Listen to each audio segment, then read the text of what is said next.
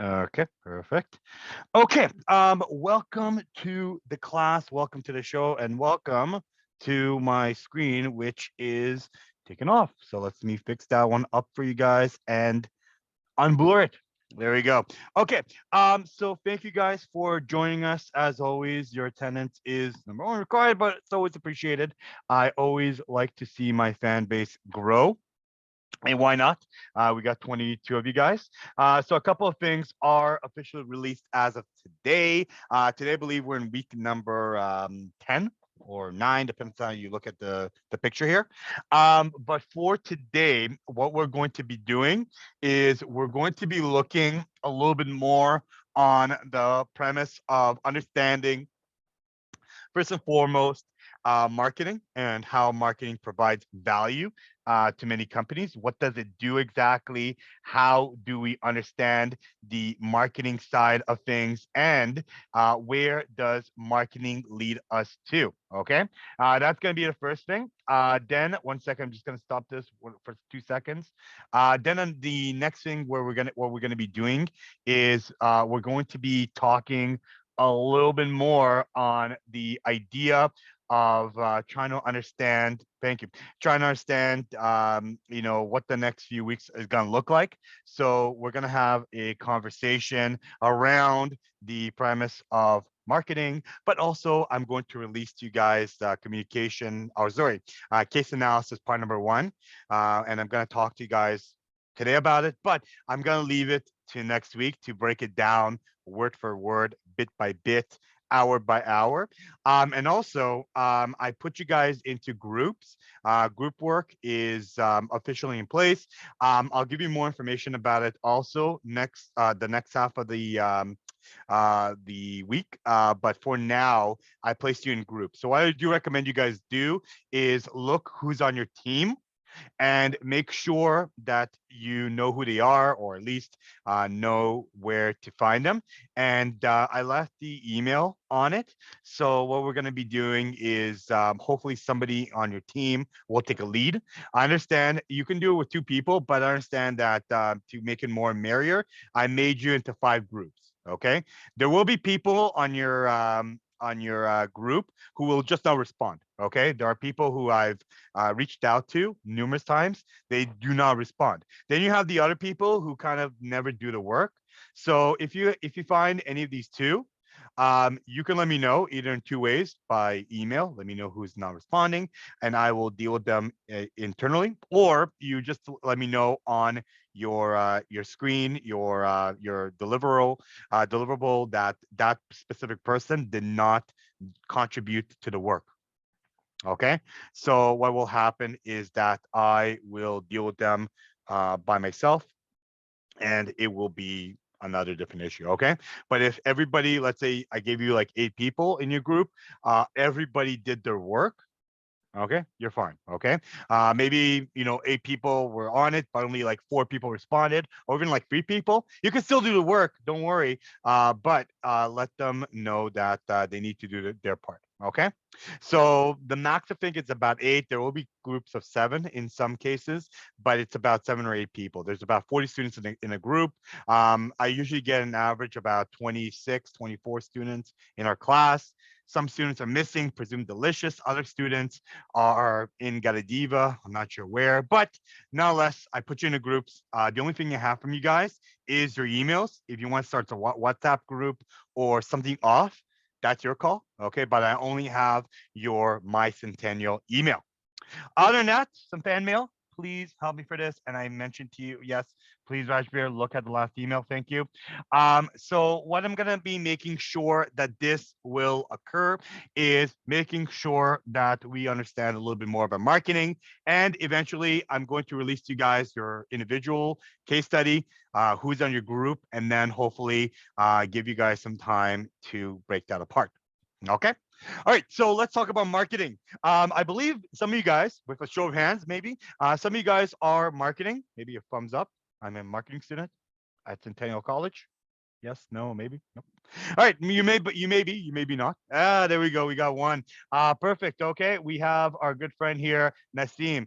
She is in the marketing program for Focus in Business. Awesome. Oh, another one says X. I'm gonna take that as a yes. That is, whoop, I missed that person. I think it was Sorry, Mohammed. Professor, I just pressed the button wrongly. I'm Oh, just okay. saying marketing, yeah. All right, no problem, no problem. That's okay. But marketing is a very important part for business. We kind of always forget about them. Um, it's kind of goes in line with sales, and we have to understand that everything we do in our life, we sell ourselves. Okay, I sell you the art of education. Okay, some people like my my learning style. Some people don't. That's okay. But what we have to understand here is we have to understand in many cases that when it comes down to marketing, we sell ourselves. Okay, we trying to get people to say yes. We trying to let people know that we exist. Okay, think about a world without marketing. Okay, a world where you just don't know where to go. All right, you guys found a route through marketing, and you guys became, like it or not, students at our program. Okay, you guys became students at Centennial because of marketing. Okay, some of you guys are international students. Okay, and that's where we did international business of marketing. Some of you guys are domestic, and you found us through some form of marketing, whether it is online marketing, whether it's a billboard, an advertising, online, offline, a radio item, or something, or even you went to the school physically and they gave you a pamphlet. That's a form of marketing. So we're going to talk about how marketing provides value for the company and what kind of values do we bring it all together. So what we're going to be looking at for today, there's a couple of things I want to look out for.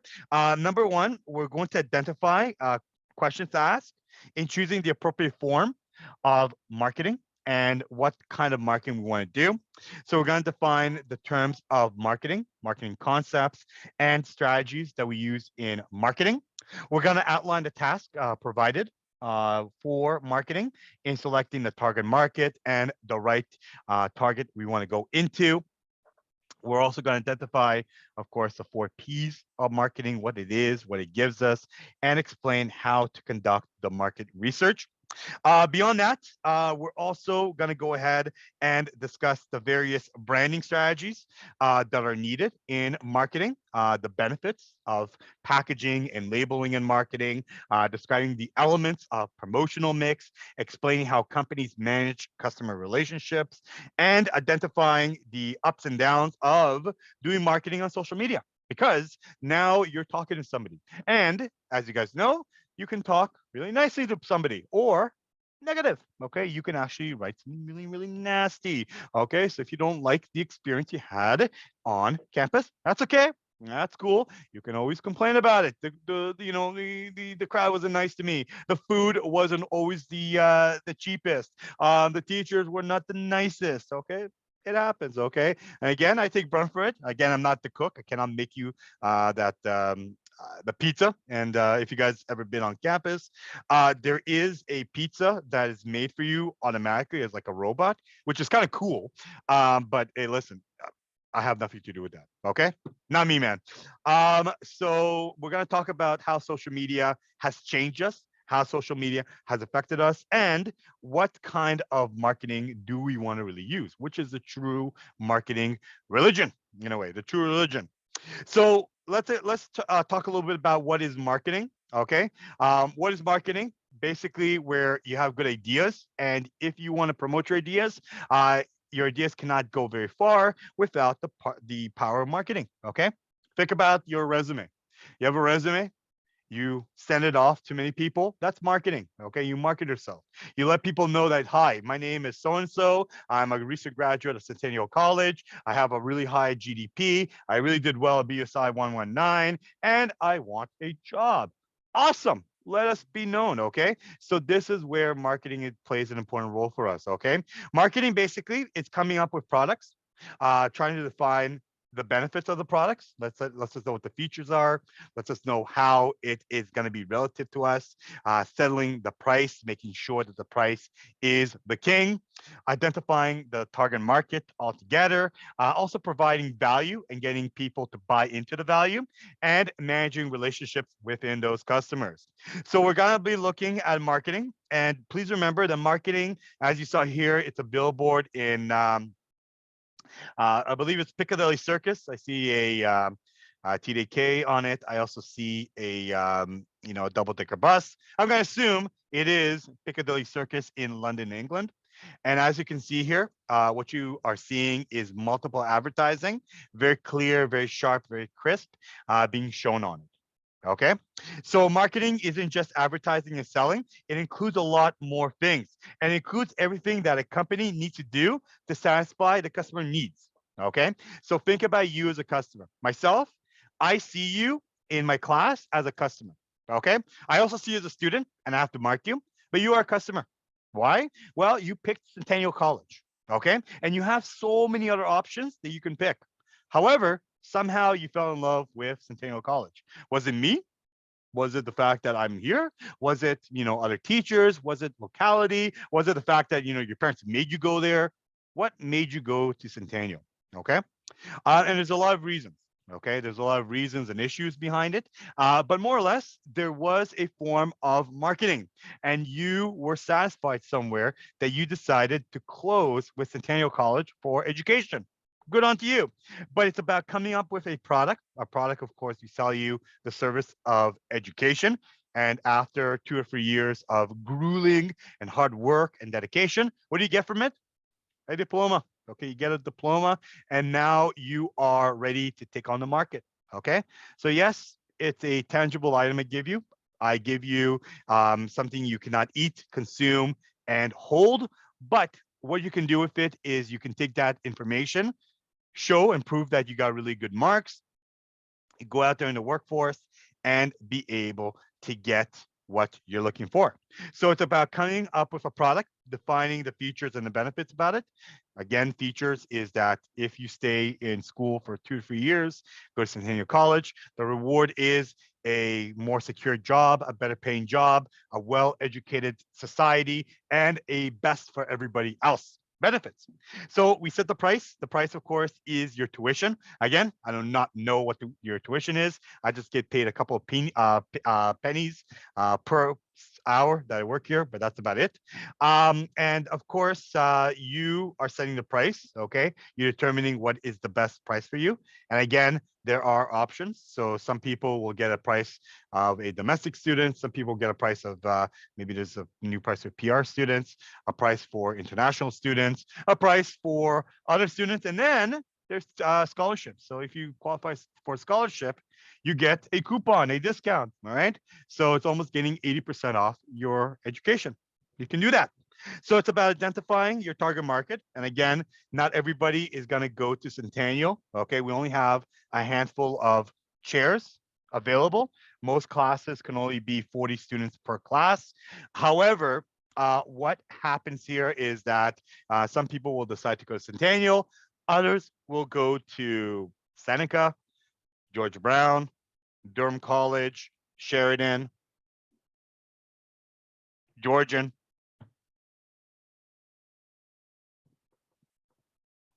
Sault Ste. Marie College, and the one in Fanshawe in London, Ontario. Again, I have a lot of friends in the industry, so I both know them, and maybe Loyalist, and also St. Lawrence College, as well as Sarnia Lambton College. All right. You want to talk about colleges in Ontario? I'm your guy. But nonetheless, of course, it's getting people to buy your product, managing the relationship with the customer, and hopefully creating what we see here as marketing. Please remember, guys, that great ideas don't go anywhere if there is no marketing. And that comes to everybody, okay? You cannot get noticed if people do not know you on LinkedIn, your resume, application, and shaking hands with everybody. So what we came up with is something called the marketing concept. The marketing concept is that in order for us to achieve company profitability, you need to start with three things, okay? Number one, we need to find out who the customer is or the potential market needs. How do we do that? Any guessers? Well, it comes down to research. Yes, guys, you have to do research. And I'm pretty sure you did some form, little to no, maybe a lot of research on the idea of going to school. So you saw exactly how much does it cost? What's my budget? What kind of student base are there? What kind of organizations are there? Nonetheless, they also do marketing research for you, okay? So Centennial College is always looking for new candidates. They always go out there to high schools, and the goal is to finally see which type of students they are going to be. Okay, so again, what type of students are going to be in, what type of markets are we going to see, and eventually we're going to develop those products to meet the demand of our hopefully our customers, engage them, hopefully use the whole organization to engage and satisfy the customer, and hopefully making achievements happen and making some achievements so that the company goals and objective are satisfied while achieving those needs. Okay, so the idea of marketing concept is that we cannot just sell a product and assume that there is customers out there. We have to do a research. What do the customers like? Do they like, pineapple? Do they like pink purses? Do they like blue shirts? Do they like, a 2-year degree, a 3-year degree? Do they even like, me as an instructor? All of this is getting research. Meanwhile, there's also research that companies will do. They will find out exactly how many students are about to go into university and colleges every year. There is a lot of schools. I'm assuming that if you have a school of 2,000 high school students, you divide that number, okay, by 4, because there's 4 grades in high school. So when you divide 4 grades in high school, what the outcome here is that you get roughly about 500 students in grade 12 that will graduate. Now the question is all 500 students going to go into Centennial? No. However, then there is a number radius that they look at that says to ourselves that if you live in a radius of say 20 kilometers from Centennial College, the number to get in is very high compared to maybe, Seneca College or Sheridan, okay, or even Georgian College. Why Georgian College? Because it's all the way up in Barrie, okay? So they do these market research. So now we have to understand that we have, 500 students on average per school. Let's say we have about 5,000 schools, okay, in Ontario per se, okay? So now the number, well, that's a little bit too much. I would say more like, can I say 500 maybe? Yeah. No, that's not a good number. How about this? Ooh, that's even worse. Okay, let's play with numbers here. All right, here we go. Okay, here's a good number. Okay, 150 schools. Perfect. 150 schools in Ontario for high school. On average, 500 students. You get about 75,000 students who are looking for a couple of things: a university, education, and secondary education to get into secondary colleges. Would everybody, all 75,000, go to Centennial? Answer is no. Okay. Number one, we don't have the space, and it will be very, very, very crowded, and I will go nuts. So what do we do? Well, we design marketing programs. Some of them will go to U of T. Some of them might go into Metropolitan, York University. Some of them may go to Centennial. Others may go to trade school. Some of them may go into the workforce. We don't know. Okay. But we want to make sure we know the numbers. Okay. We also want to make sure that there is funds available. There's government support, meaning that some of you guys are on OSAP. Some of you guys are getting lines of credit. All of these are available, and we do our research to figure out who you are. So when we do the marketing concept, both as a customer and as a company, we look at identifying the market. which means the market that you are attracting. Okay. You have to look at either one market or all the markets or both. And you have to look at it from a consumer side of things, a consumer market, where consumer market buyers and sellers who want to find a product for personal use will come together, like a mall, like a bazaar, like the one you see in the picture right here. It is very relative. Then, of course, there's an industrial market where buyers want the product for use in making other products. So that means it's business to business. Okay. So what this means here is that when you look at the business to business side, for me, okay, when I work with the book publishers, that's business to business. What does that mean? I take a book that I'm working with, I take it and I sell it to you guys. Okay. So the same thing is also when you go to the school, there's a Tim Hortons. Tim Hortons will buy products from, another buyer, and then they will produce it in our stores. Okay. That's the whole idea here. So what happens here is that when you look at consumer to business, many times we know we have to deal with many customers.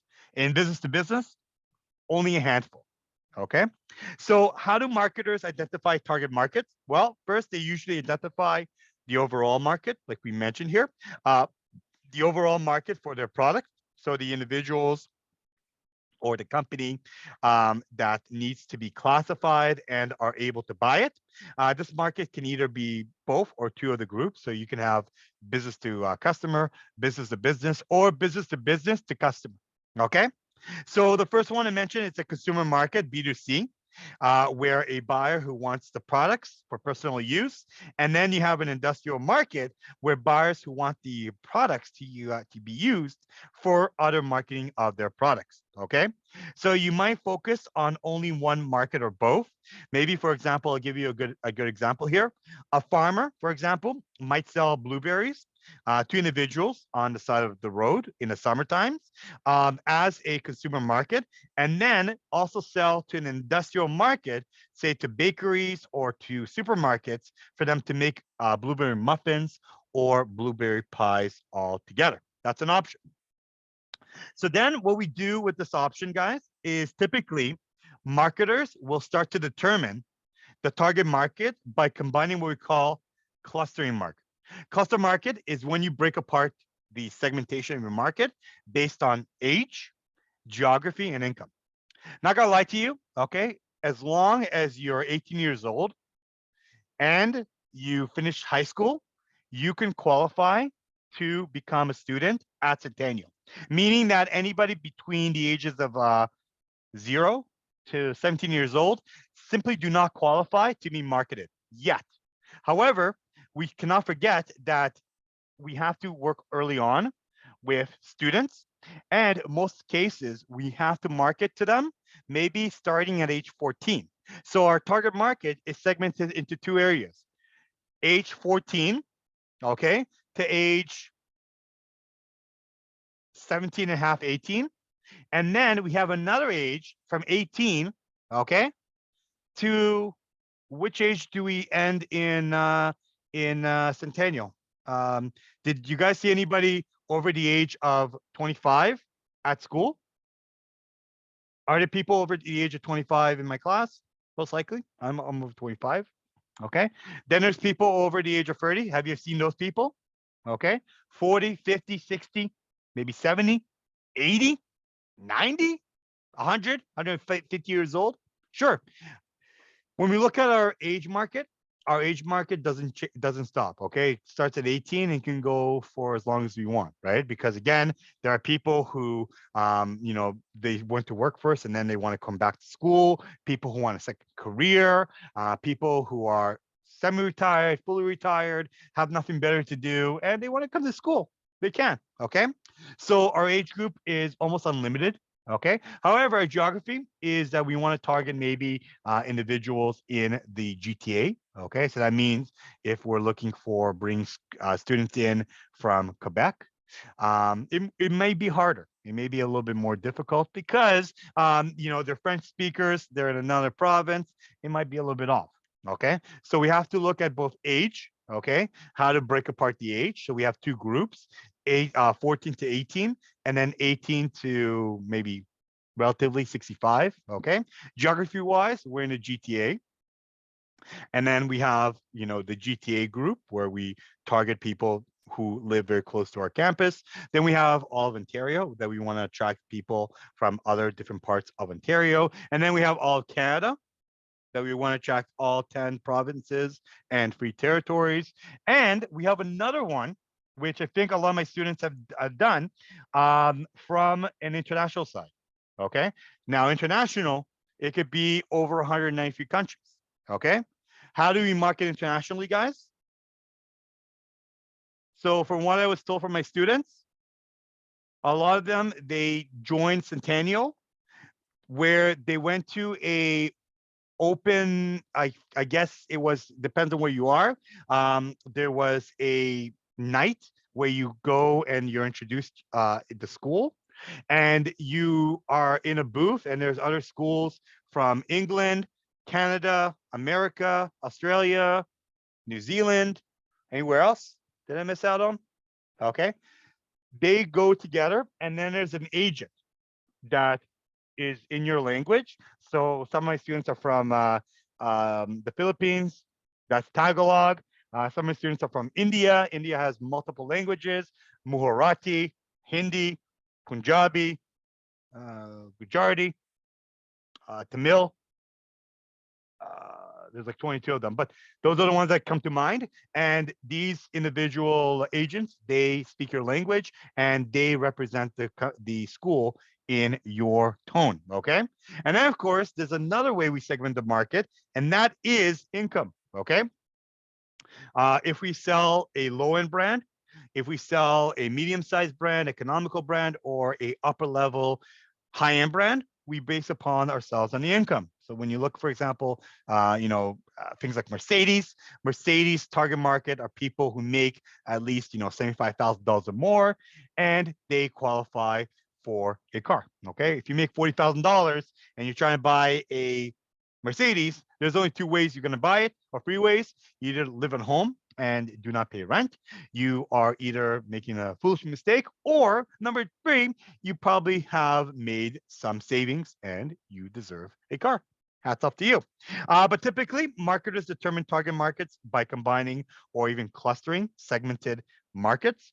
And the characteristic does for Starbucks, when you look for them in marketing products, when you look at three demographic variables that come to mind: age, geography, income, and so forth, buyers are likely to be either male or female, range from different age groups. Okay, so 25 to 40, that's an age group. Of those college students, age 18 to 24 are moving up in importance here. Geography is a factor as well, as customers tend to live or work in cities that are very close by, urban, suburban areas. Those relatively in high incomes are willing to pay a premium for, say, Starbucks, specialty coffee. And so income as a socioeconomic factor is also important. So let's talk about Starbucks, for example. Who does Starbucks market to? Well, urban dwellers, people working in offices, people who have a high income, and people who are willing to spend roughly $5 to about $15 for a transaction at Starbucks. Okay, and you have a choice here. Okay, the choice is you can go to Tim Hortons and you can pay a fraction of that. So instead of $5 to $15, you pay $2 to maybe $7, $8 for a transaction, or you might be willing to buy a machine and you do not have to buy any more Starbucks. But as you can see, Starbucks is located in specific areas that they did their marketing on: age, geography, income, and beyond. And of course, when you look at the marketing mix, anyone know what the four marketing mixes are? Very quickly, the four marketing mixes from other classes. Nope. You want to live here? Nope. All right, that's okay. Four marketing mixes. One of them is price, Yes. product, Go ahead. place, Yep. And last, and last, down below, it's a hint there. It's there for you. Yeah, promotion. Promotion, let it known, let your heart be known. Yes, you are right, Naseem. It is the marketing mix of products. Okay, where's the product is exactly. Okay, where you're selling it, the place where you can get it. How much is it? Because again, you have to put a price tag on it, and how you're going to promote it. Okay, how you're going to tell me it exists. Okay, these four is a good way to develop a marketing mix when you start on a product. So you're developing a product that meets the needs of the target market. So the first thing you do is setting the price for the product, distributing the product, getting it to a place where a customer can buy it, promoting it, and making sure your your customer can be knowledgeable about it, informing them where the buyer can either get it and sell it, and of course making sure that you can also not only look at the product and promoting it, but where you get it. Where's the place where you can get it from? Okay, where can you buy it? What the product is exactly? Is a product only for one specific individual, for multiple people? Where's the place you can get it at, and so forth. Okay, so let's talk about Centennial College again. Centennial College is a product. It's an intangible product. What's the product we're selling to you guys? Well, I know this may seem shocking, but we're not selling you a nice, comfortable, cool looking campus. We're not selling you Subway food on campus, nor are we selling you the pizza or Tim Hortons. We are selling you the product of education. Okay. And you guys are using the product of education to hopefully get a career, get knowledge, and get rewarded. Okay. So the product is education. What's the place, guys? Well, the place has changed. Okay. Normally, if you were to ask me in 2015, where are we learning? I would tell you we're learning only in one place. We're learning on Progress Avenue, which is our campus. However, that is not true anymore. We're everywhere now. Okay. We're on Zoom, and our place has changed. It's a hybrid. We can either be in class learning at a room full of our students, or we can also be doing it asynchronously, where some of my students, guys, are doing it asynchronous for a video, or doing it live where we can communicate between one another, okay? Where I can actually talk to you, hopefully converse with you, but not live, not face to face. It's synchronous, but it is scheduled. Like you guys are scheduled right now, it is synchronous, okay? And of course, where we put a product in place, we also have to put a price. The price is your tuition. How much you pay? Again, it's between you and the school. I have nothing to do with it. Okay. I don't get a piece of your tuition pie. If I did, I would sing, I would be a millionaire very soon. But there's a lot of ins and outs there. But in the idea of price, you pay the tuition and you get school. And the way you get the tuition is different. Some people get scholarships, which is a discount on their school. Some people get subsidiaries on OSAP or something different. Other people will get, international payments. Other people will get the PR privilege, and other people will get the domestic fee. So it ranges. Okay. So basically, what I do here is I sell you the same product, but the price will be different. And the way I promote it to you guys is through different means. I can do it by newspaper, by advertising. I can create mass media. I can be able to create brochures and templates. I can bring in students and salespeople. Okay. And then when I want to reach you guys very far, okay, some of my students, as I mentioned, they are from India. Some of them are from Nigeria. I believe some from Latin America, some the Philippines, Iran, all over the world. They have agents. Okay. So the agents will represent our school and hopefully will promote it for you guys so you can be able to go in there.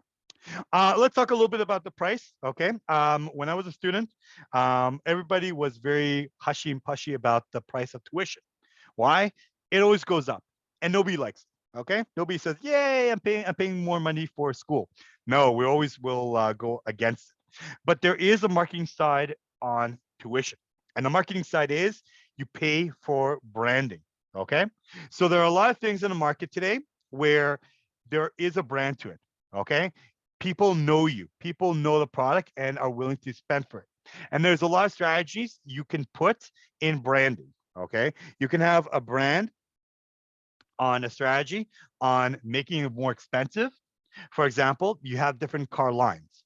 And when you break the car lines, for example, you have a entry level, very cheap car, economical car, mid-level entry, where it's kind of a okay car.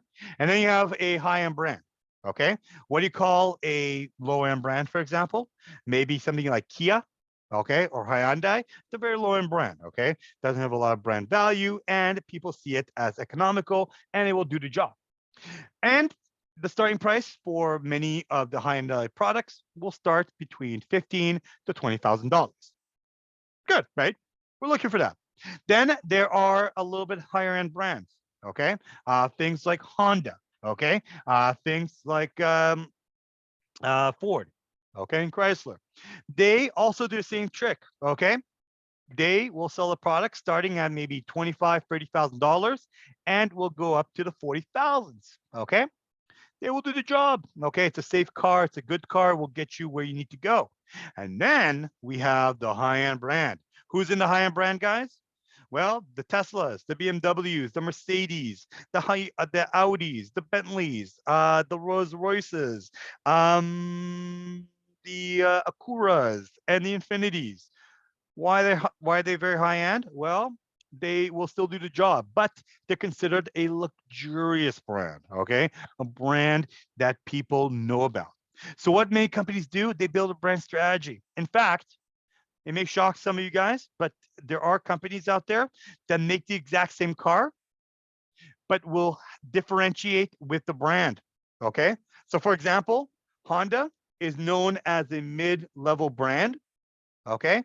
Really good car, really sturdy car, really, out there car, not an entry level car, but it's a really good car.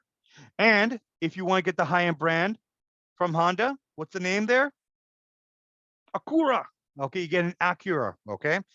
Basically, what they do sometimes is they have, let's say, a Honda Civic. Honda Civic costs $20,000. And then if you want to get the Acura version of the Honda Civic, which comes as leather, more uniqueness of it, it will now cost you 40,000. Okay. And these strategies are nothing new in the auto industry. For example, Ford is a mid-level brand. Lincoln is a high-level brand. Same company. Okay. Um, Nissan is a mid-level brand. Okay. And of course, uh, Infinity is the high-end brand. Okay. And even now, Hyundai kind of owns Kia. So they're trying to make Kia the low-level brand, Hyundai the middle-level brand, and then the brand for the new luxurious line for Hyundai is the Genesis. Okay. All these things are strategies that companies do so that psychologically they will tell you that there's something really good there. But at the end of the day, guys, low, middle, high-end brands, what is a car? A car gets you from A to B. Okay. They have to promise safety, road safety, and human safety. They have to promise you that it's fuel efficient. They also have to promise you that it will not break down. As long as they do that, it's a car. So why do you need a car that costs you $85,000 that you can get the same car for about 15,000 and will do the exact same thing? Only a fool will tell you. Okay. So when you build a brand, you create brand equity. Brand equity is the value of the brand. Okay.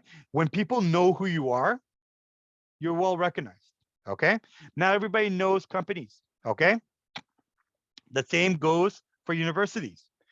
Why do you pay so much for a tuition? Because our school has brand equity. Okay. Our school says to you that if you go anywhere in Canada or even most likely in Ontario and even more so in Toronto, people know what Centennial College is. Okay. When I was a student at Seneca, there wasn't brand equity yet, but I went to another school to apply and they asked me, where in the world is Seneca? I never heard about it. And I was shocked. Like, you never heard about Seneca? Seneca has like 150,000 students. Which kind of rock are you living on? And it was shocking. And it turned out that Seneca did not have brand equity yet. Okay.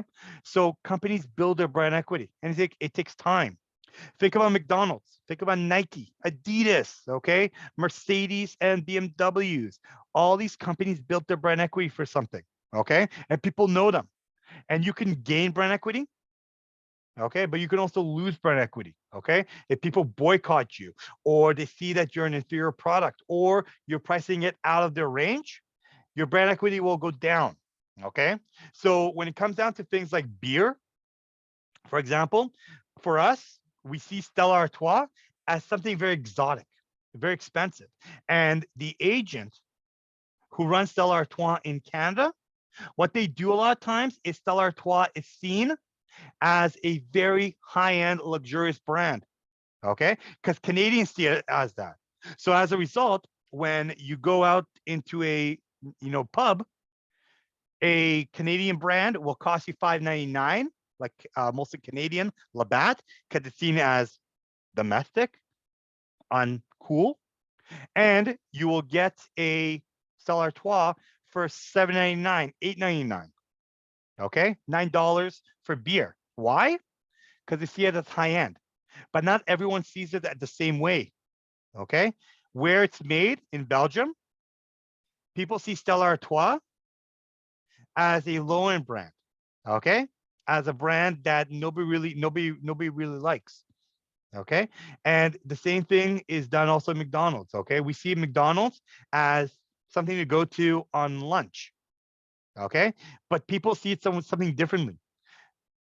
In Turkey, for example, people see McDonald's as a American restaurant, and they treat it like that. People will dress up in suits and ties very respectfully and celebrate things like a anniversary, a birthday party, a get together, eating McDonald's. Okay, which is a shock. The reason is brand equity. Okay, and around brand equity comes the branding. Okay, how you label the product, how people see the product, how they package a product, how they put it all together, how they put it so nicely.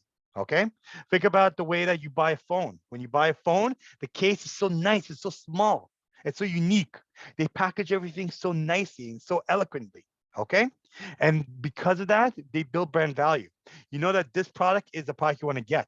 And if you were going into a store quickly and you only have 5 minutes, you know exactly what to buy and who to buy it. If you were given a choice of how to buy it, based on color, based on the brand, based on the taste, branding plays such an important role for us and only brings us a little bit higher. Okay. So, for example, guys, I know this may seem shock, and this is where we'll end off our first half of the class.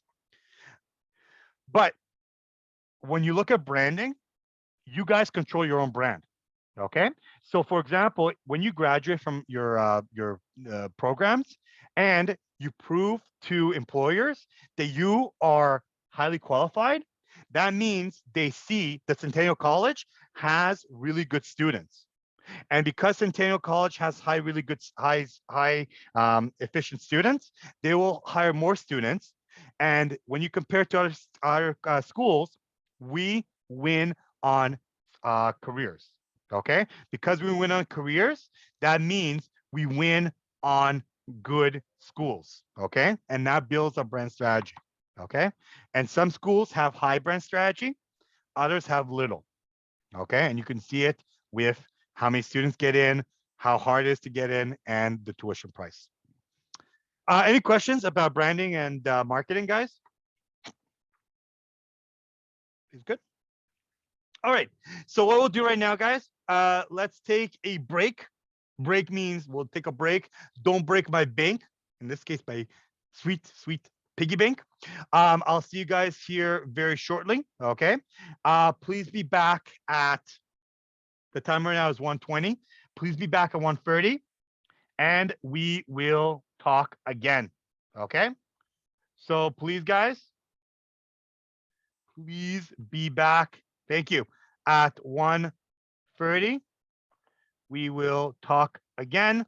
Don't leave Zoom class for your marks, for your attendance, and for your sanity. Okay. So I'll see you guys here very, very shortly. Okay. And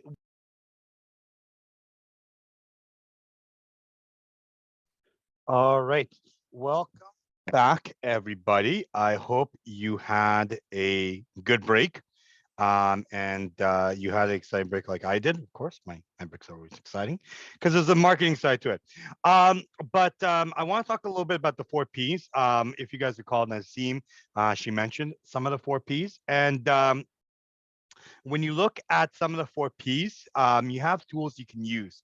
And promoting a product is very, very important in marketing because, again, if there is no promotion, how do you know about it? Okay, so promoting tools are available. There's a lot of tools you can use. Some tools are free, some tools cost, but what you need to understand here is that you use the promotion tools for advertising, for making sure that the customer realizes that your product is available, for personal selling to understand how to accommodate the customer, making sure that they will actually close in a sale, promoting it. And again, you see this a lot of times where you give a date, you tell people that if you do not buy this product at a certain point, you will not get 20% off. Okay, so you create this idea that they need to buy it as soon as possible, and you would have a publicity relation or public relation where they will represent you, and hopefully, if there's an issue, if something new happens, if you have a recall or some specifications, then relationships, public and publicity relations is a important part. And then, of course, you have what we call the marketing robo sapien, where they will generate information for you, meaning it's like a robot. They would look at the information and decide, well, based on those information, you will be generating the item. So we see this a lot of times. For example, here's a good example of marketing robo sapien. You are a candidate to be able to go to school. Okay, so what we will do is when you type in college in Toronto on Google, what do you think you're going to get? Oh, you're going to get searches for colleges in Toronto. But before you do that, you're also going to get colleges somewhere else. They will advertise for you because they know that you're looking for colleges. Okay, so they're going to say best college in Canada, but then you click on it and it's somewhere in New Brunswick. Okay, so it's going to be a marketing ploy to make sure that before you go to where you need to go, they're going to advertise to you some options to give you some ideas. Other times you may click on Amazon and they saw that because you bought A, B, and C, you might be interested in E, D, and F. Okay. And the game plan here is if you look at E, D, and F, it's very similar and you might be interested in it. Okay. Or another thing they might do is that they'll look at your inbox and say, because you bought all these things, this is what might be interested because other people are looking at it as well. Okay, so the idea here is that, yeah, Nathan said those who paid Google ads will have their schools on the top one. Exactly. If you pay Google ads, you'll get it. Okay, same thing with Amazon. You go in it and you will look on how this will be done and what kind of area you will be looking for. Okay, so the idea here is that more marketing robot sapien will speak for you. A robot will speak for you, will program you, and will get you the advertising. So again, think about what we talked about in the beginning, Centennial College. Centennial College targets individuals between 14 to 18 years old. If you write on Facebook that you're 14 to 18 years old, you live in a GTA, they will say, hey, by the way, I know you're graduating in 4 to 2 years. Are you interested, by the way, to go to school? If you are, click here. You click, bam, they get your IP, they get your address, and you are good to go. Okay, that's the world we live in today. So a lot of times, one of the things that we do in promoting is interact with the customer. We have to understand what the customer knows, likes, and wants to use us. So by interacting with the customer, we look at customer relationship management and we get to know the customer. Okay, we get to add them. Okay, a lot of times they would ask you, for example, at stores, and this is the most extreme way. I will give you 10% off. Just give me your email. Okay, 10% off today's shopping if you just give me your email. Some people say, no way, I don't want that. And I also want the 10%. Other people said, no, I'll pass. I'll pay the $10 because they don't want anything to do with marketing.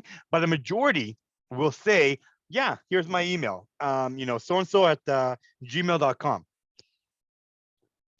That will be contacted, and you now are part of CRM.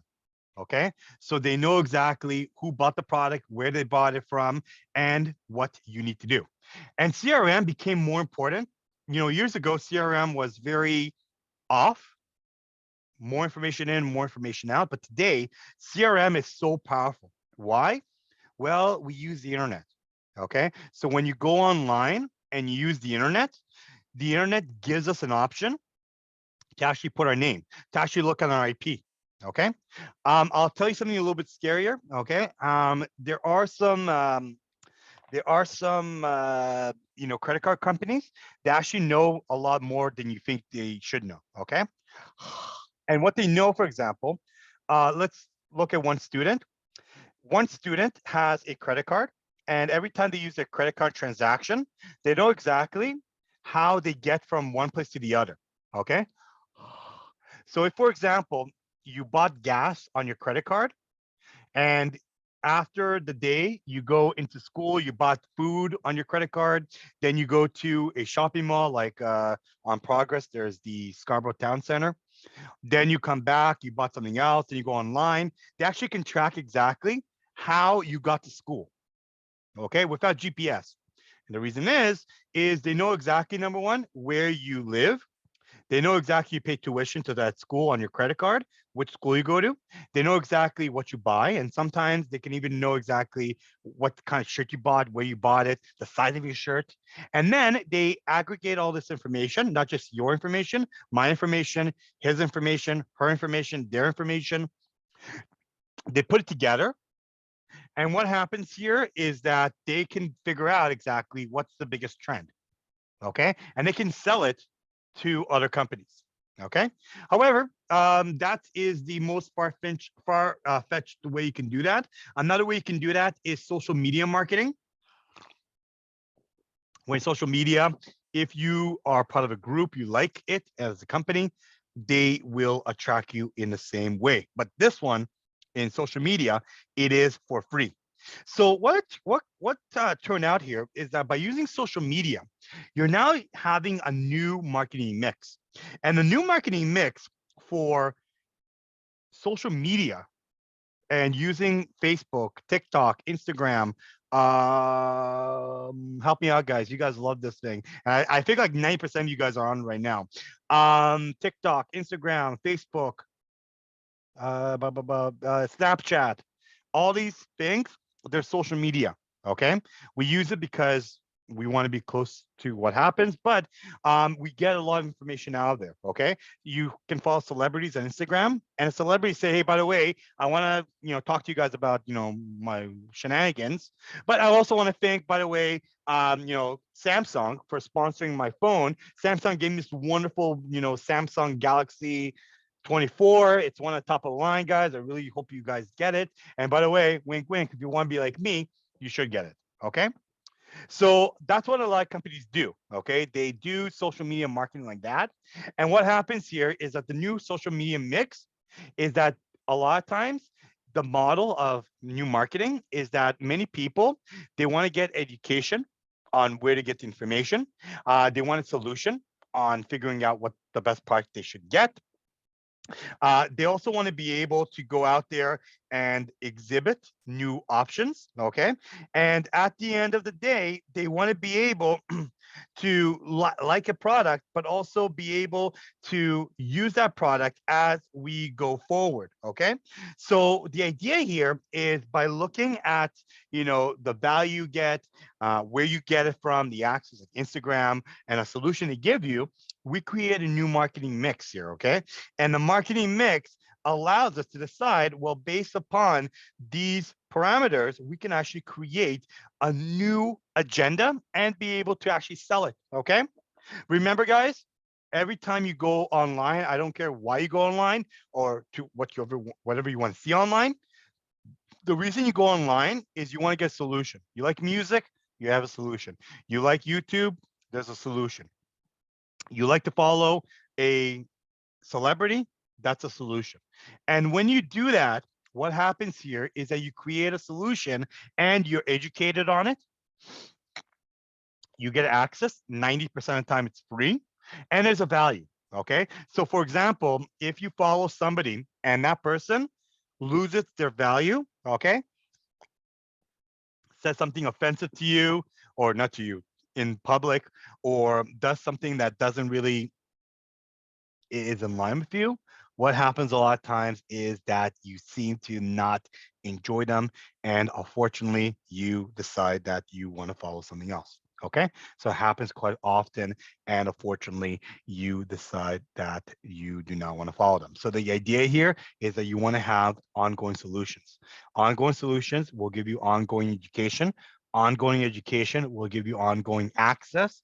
Ongoing access, nonetheless, will also give you, and you knew it all together, will give you a value. And when you get a value in your online media, when you get a value of getting something, that is very important. Okay. So think about when you are going on YouTube for free and you're listening to your Harry Styles song. Okay.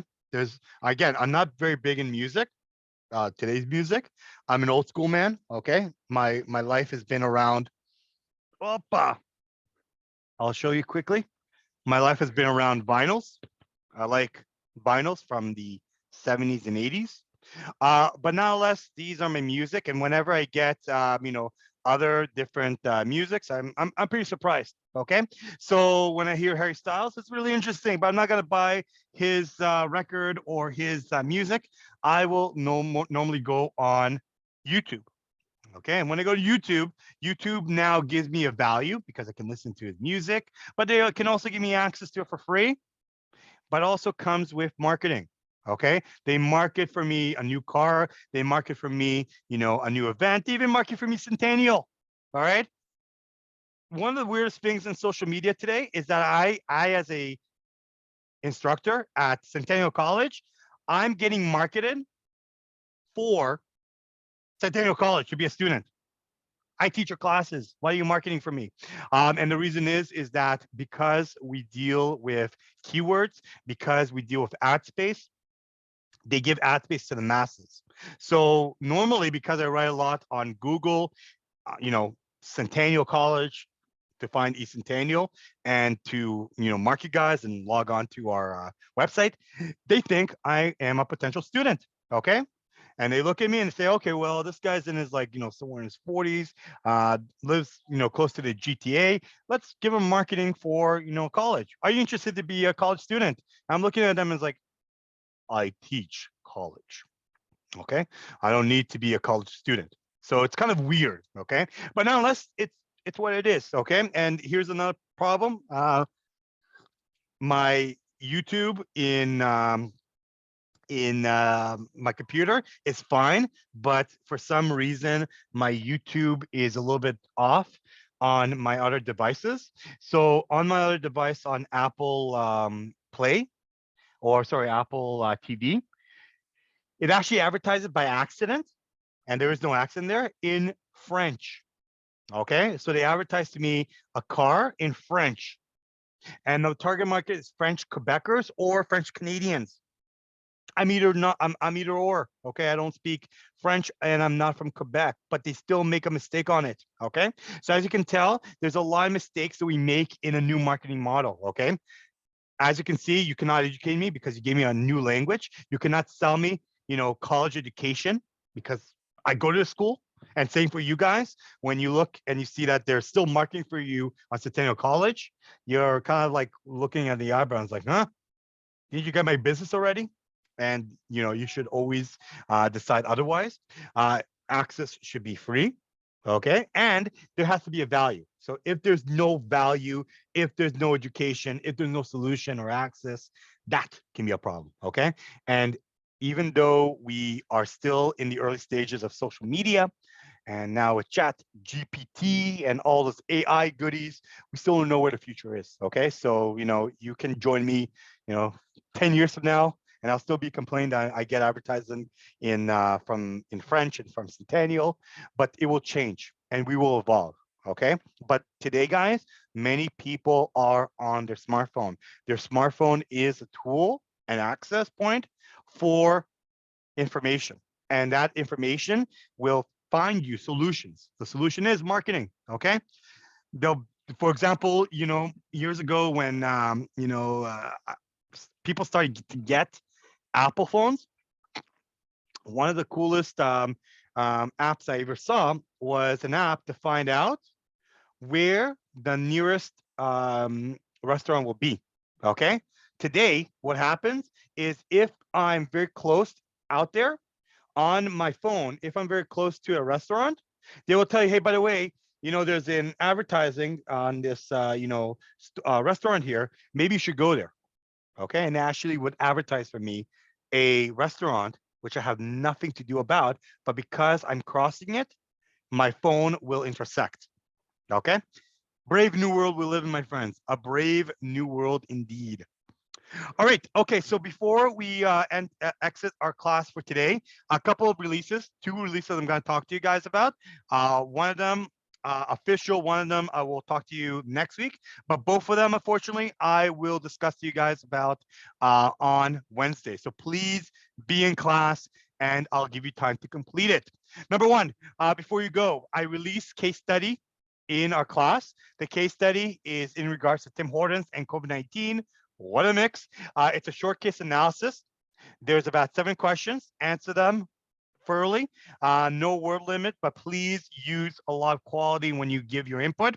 It's regarding Tim Hortons and COVID-19.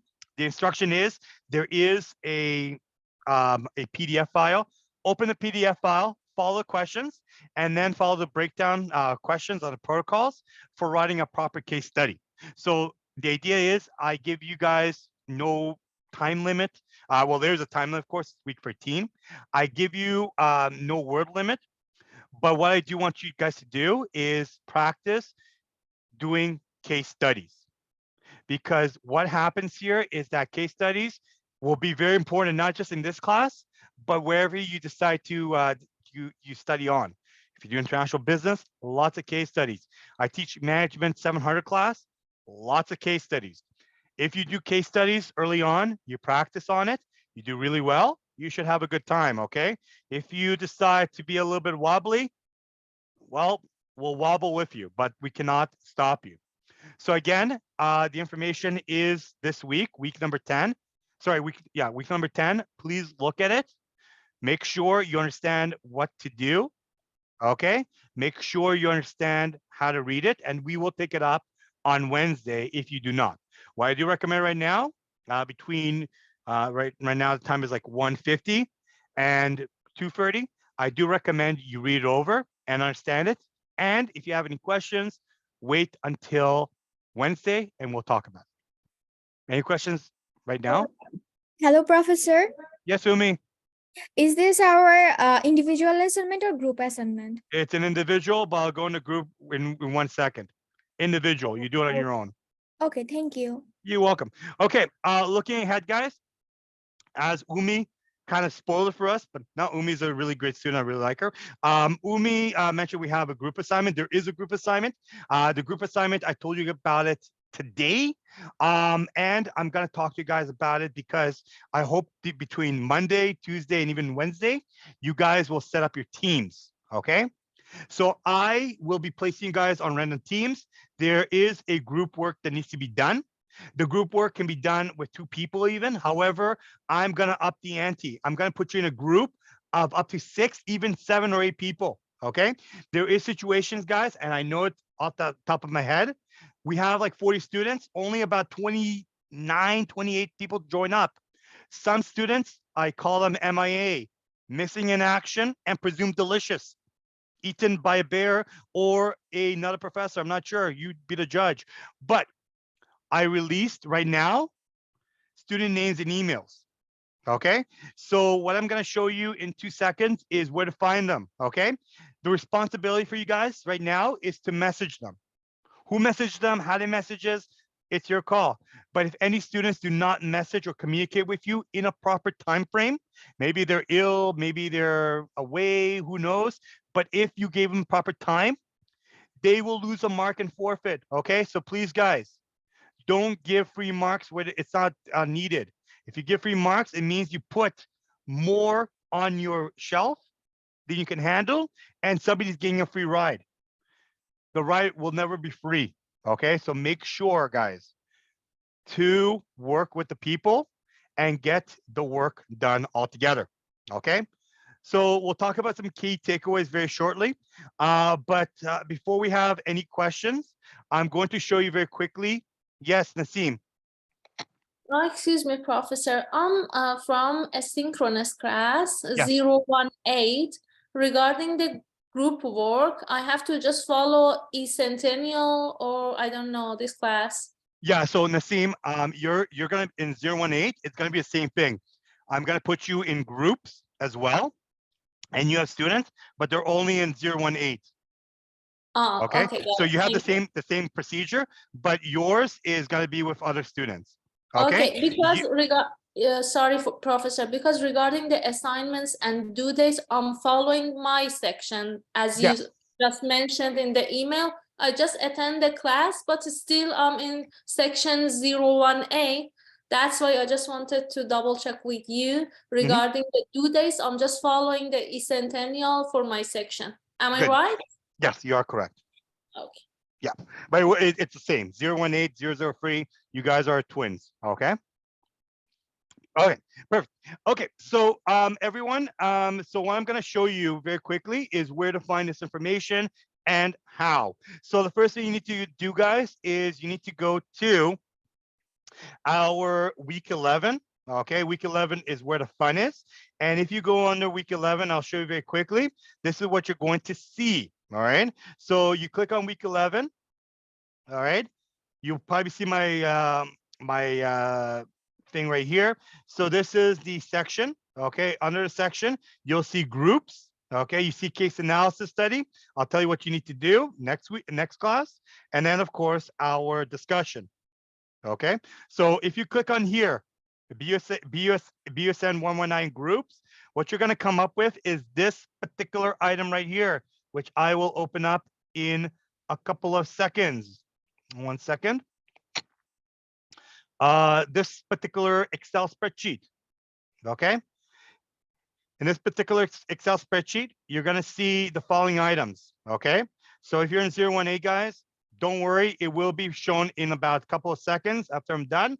But if you are in this particular class, and I'm going to show you where it is, you see this. Do you guys see my Excel spreadsheet? Yes, Professor. Okay, good. So basically, it's based on colors and names. These are randomly made groups, okay? So Fangbin, Jolly, Pratik, Doreen, Neha, Krifat, and Mr. Shah, Rohit, Asik. You guys are in group number 1. And then Gio, Umi, Josh, Arjun, Rajbir, Margie, Yuka, and Dance, group number 2. Faye, Manpreet, Saksham, Noor, Umang, Jenny, Mohammed, Aishish. You guys are in the third group. Vivek, Tisha, Gustavo, Mandeep, Ishan, Priyanshu, Choi, and James. You guys are in the fourth group. And last but not least, Shane, Majwar, Raquel, Egbert, Sahildeep, Toy, Prince, Sujan, Rishi, you guys are in the fifth group. There's a lot of people here, but please remember that some of the people I know because they come every single time, some of them they don't, okay? So please remember that if, for example, you know, 1 or 2 students do not respond back, please let me know, okay? The game plan is the ride is not free, and if they do not put the work in, they should not get the mark, okay? It's not fair. All right. Beyond that, guys, another thing I want to mention here very quickly, that if you want to get a head start on your case study, the case study is due sometime in April. But if you want to get a head start, what you need to do is the following. If you go into short case analysis, the short case analysis kind of looks like this. Okay, and the purpose of the assignment is to provide students an opportunity to demonstrate critical thinking as you analyze, evaluate, and apply relevant information regarding the role of business in regards to changing trends that COVID-19 has caused us from an operational management viewpoint and employee motivation perspective. All right, please remember last week's conversation. It came back again. So as business students, case analysis assignment will help you apply many of the essential aspects of our beings, especially based on concepts you learned in the course, along with relevant information and numbering of different sources. You demonstrate your ability to understand and articulate strategies that are needed in today's business environment. So what do you need to do here? Very simple.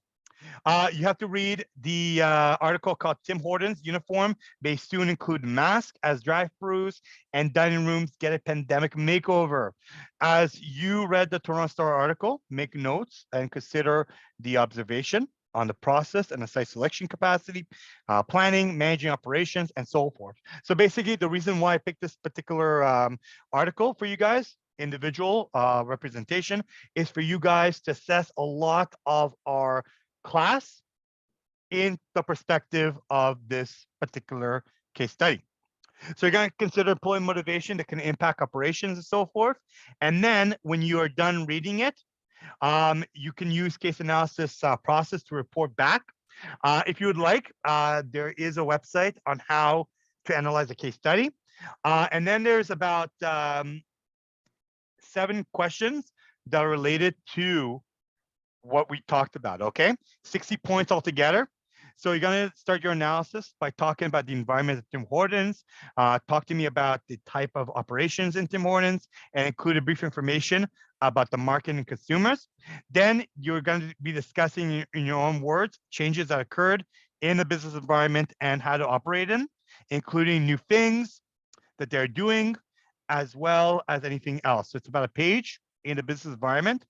Then business structure, you're going to talk about the structure and the employee base financial history, including annual revenues, profit, and so forth. You're going to talk about the discussion of Tim Hortons and include any CSR initiatives and leadership that needs to be embarked upon. Then you're going to be figuring out the problem-solving skills. Talk to me about issues regarding COVID-19 and Tim Hortons operations, different perspectives, how COVID-19 impacts site selection. Then business response, examine how Tim Hortons taken necessary steps to stop the spread of COVID-19, discuss what they did, what was successful, what was not, in your own opinion, and then come down to a recommendation. Recommend to me some appropriate research and stay competitive in your own eyes. So use marketing, use CSR, and how they need to look at competitors like Starbucks and ensure that they use specific examples and support your conclusion and recommendation. And then conclusion is discuss your changes, what should be done in Tim Hortons, what should be not, and discuss by reviewing findings and emphasize what should be taken differently. Okay. And last but not least, references. Okay. Include APA citation, content with all facts, figures, stats, quotes, photos, whatever you want to put in references, but put references as APA style. You'll get 12 marks, 6 marks correct for use of in-text citation, and 6 marks for formatting and references. Okay. So again, the document should be in format. There should be about 6-7 pages typed. And then you have a cover page, include a proper format cover page. That'll give you 3 marks for. First, last name, my name, your name, date submitted, class section, and so forth. Then you give a table of contents, where to find the information, and then submit. Make sure to put all the things together. Make sure spelling grammar is correct. Ensure that everything's cited. APA formatting is there, and then submit it to me by the end of week 13. Okay. Any questions? Yes, Umi. This is individual. Yeah. So we're gonna submit it in PDF format? Sure. PDF or MS Word. Oh, Doesn't yeah. matter. Yes, sir. Because a lot of students have pages if they use Macintosh, Apple. So if you use Macintosh Apple, I would recommend you convert it to PDF. PDF is universal. Picture document format, PDF. Any other questions? Is it relative? Is it straightforward? So basically, guys, the meat is right here in the blue. If you need some, Professor, I have another question about our group members. Like, okay. do I need to be together with my group members before our Wednesday class? You could, okay, it's recommended. But if not, on Wednesday, I'll give you even more time to do it. But it's your responsibility from today till Wednesday and moving forward that you talk to them. Thank you so much, Professor. You're very welcome. Any further question, guys? Anything else on what we discussed today? Marketing, your group, first day of spring, Nowruz, whatever you guys would prefer is okay.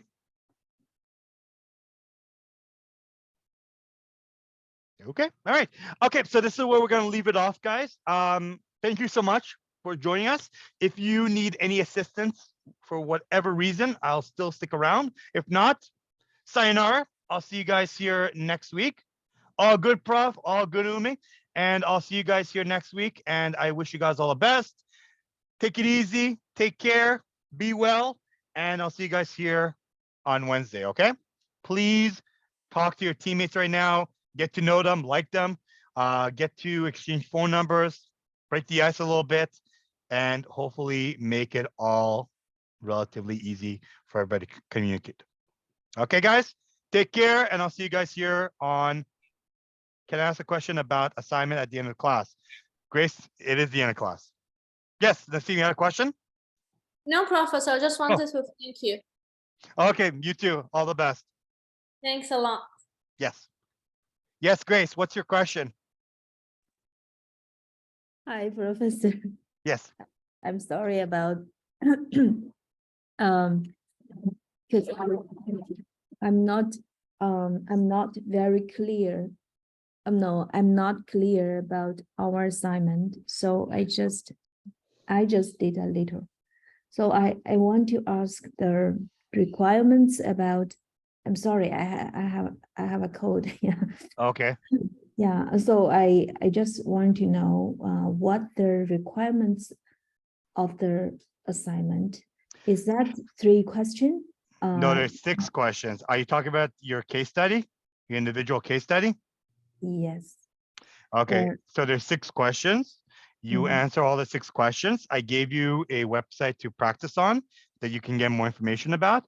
And you are to read a article and then come back to me and talk to me about strategies, which is around the area of Tim Hortons and COVID-19. No, not the group assignment. It's Oh, the group assignment has not been released yet. I just, right now in the group assignment, step number 1 is to communicate and get to know your group members. Yes, and I like to I like to ask the assignment, which will be due today. That is business ethics. Right, GSC and ethics. Yes. Okay, did you work on it? Did you complete it? No. Okay, I well, did you were supposed to do it. So you say that we have a 6th question, right? 6 questions. Well, no, well, let's go back here again. The 6 questions is for the new assignment I just released. Okay.